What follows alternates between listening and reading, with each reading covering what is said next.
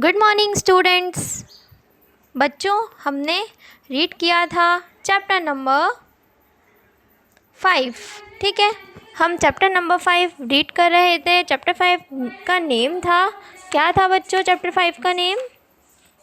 The demon and the dancer. ठीक है, हम एक दानव और एक नृत्यिका यानी कि नाचने वाले, ठीक है, डांसर के की स्टोरी के बारे में पढ़ रहे थे। तो सबसे पहले यहाँ पे हमने दानव के बारे में पढ़ा कि एक दानव था जिसने भगवान की बहुत पूजा की और फिर भगवान से क्या लिया? एक पावर कि वो जिसको भी छुएगा वो राख में मिल जाएगा। तो ये पावर मिलने के बाद वो भस्मासुर के नाम से जाना जाने लगा। भस्म होता है बच्चों राख में मिल जाना, और यही पावर उसे मिली थी कि वो जिसे टच करेगा वो भस्म हो जाएगा। ठीक है, जल के राख में बदल जाएगा और वो सबसे शक्तिशाली हो जाएगा। अब हमने यहाँ तक पढ़ लिया था, अब आगे हम पढ़ते हैं। चलिए, Bhasmasur went mad with his power. तो जो भस्मासुर था बच्चों वो पागल हो चुका था। क्यों? अपनी पावर, अपनी शक्तियों को लेकर वो पागल हो गया था।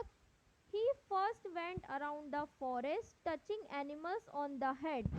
वो इतना पागल, इतना शक्तिशाली हो चुका था कि उसे कुछ नहीं दिखाई दे रहा था, और वो अपनी इंसानियत अगर उसके अंदर जरा सी भी थी वो भूल चुका था।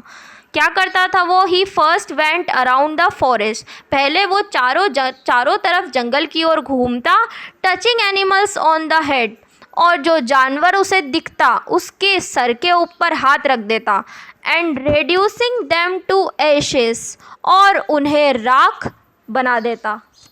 यही पावर थी ना उसके पास कि छूते ही राख बन जाए, है ना।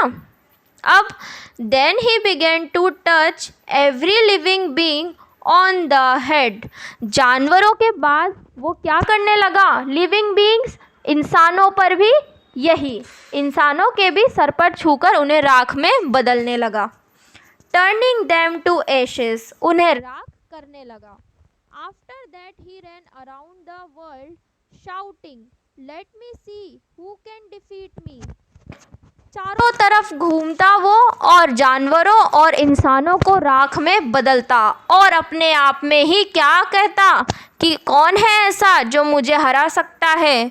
Late me see who can defeat me, मुझे भी देखना है कि कौन मुझे हरा सकता है, मतलब मुझसे ज़्यादा शक्तिशाली कौन हो सकता है। मेरे तो सिर्फ टच करने से ही इंसान राख में बदल जाता है। आगे देखिए, now there was one thing, इसके बाद क्या हुआ? That Bhasmasur enjoyed very much.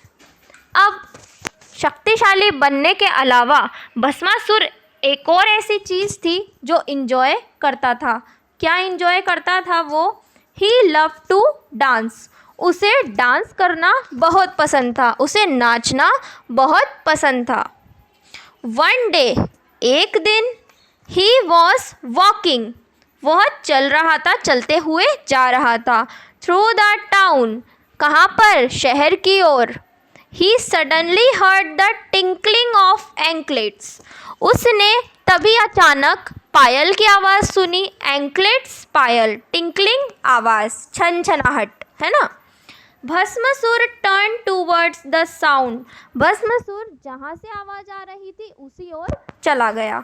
And stood still, और वहाँ जाकर खड़ा होकर देखने लगा कि आवाज़ कहाँ से आ रही है। ठीक है।